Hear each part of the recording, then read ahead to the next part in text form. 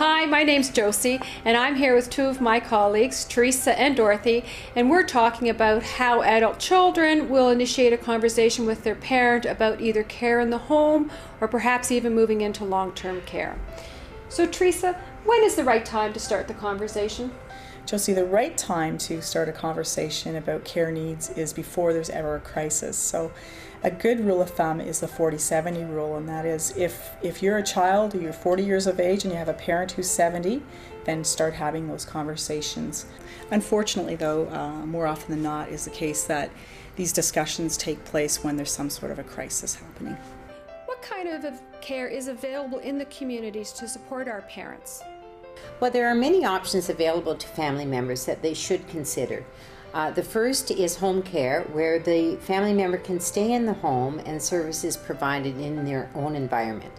Secondly, they can look at supportive housing. Again, the family member can live independently, but also get the support that they need within the home. There is retirement living, again, and then finally, if those care needs cannot be met by any of those settings, they may consider a long-term care setting. Teresa, if we went into our parents' home, how would we know that something was amiss, something was different in what was happening in the home that would trigger us to have a conversation with our parent? Josie, there's about 4 things that adult children should look for. If their parent has had repeated admissions to the emergency department, that's a good trigger that something's not working at home. Safety is another huge issue.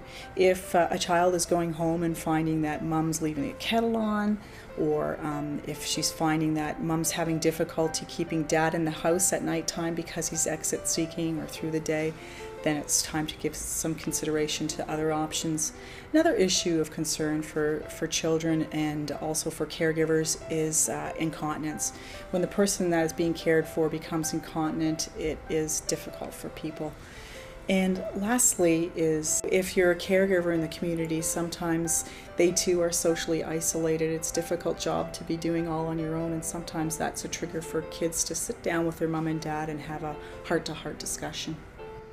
We need information. This is an important decision for families to consider because they do want to do what's best for their loved one. Dorothy, can you share with us what kinds of information might be available to assist a family in making this decision? Well, they should contact their local community care access centers. They can find the numbers in the phone book. Secondly, there is a number they can call 211. Which provides additional information for them.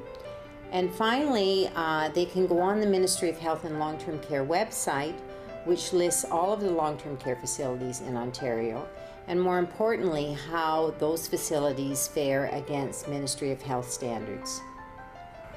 Thank you so much for joining us. We hope that we have shared with you some answers to some important questions that you might be facing in helping your parents through their journey.